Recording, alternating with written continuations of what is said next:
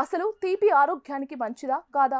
Sugar తింటే ఏం జరుగుతుంది అనే విషయాలు ఇప్పుడు తెలుసుకుందాం. డయాబెటిస్ వ్యాధికి షుగర్ అనే పేరు ఉండడం, అలాగే డయాబెటిస్ పేషెంట్లు తీపికి దూరంగా ఉండటం వంటి నియమాల వల్ల తీయటి పదార్థాల పట్ల చాలా మందిలో భయం ఏర్పడింది.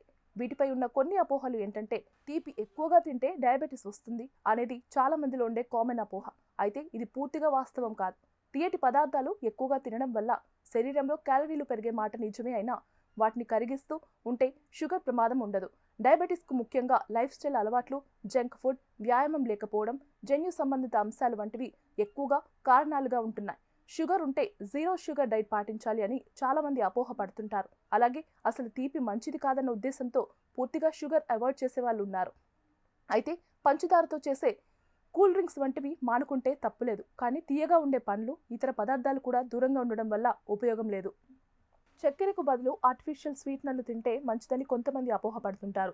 కానీ అందులో కూడా నిజం లేదు. ఇవి చక్కెరను మానుకోలేని వాళ్ళకు కాస్త ఉపశమనంగా ఉంటాయి, నష్టాన్ని కాస్త తగ్గిస్తాయి. కానీ ఇవి హెల్దీ ఆప్షన్స్ అయితే కావు. వీటిని లాంగ్ టర్మ్లో వాడడం వల్ల రకరకాల సైడ్ ఎఫెక్ట్స్ వచ్చే అవకాశం ఉంది.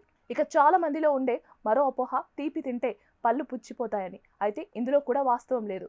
తీపి వల్ల కాదు, పంచదార, కూల్ డ్రింక్స్ వంటి ఆర్టిఫిషియల్ పదార్థాలతో పళ్లకు నష్టం కలగొచ్చేమో కానీ సహజంగా దొరికే తేనె, పండ్లు, డ్రై ఫ్రూట్స్, చెరుకు రసం ఇలాంటి తీపితో పళ్లకు కానీ శరీరానికి కానీ ఎలాంటి నష్టం ఉండదు.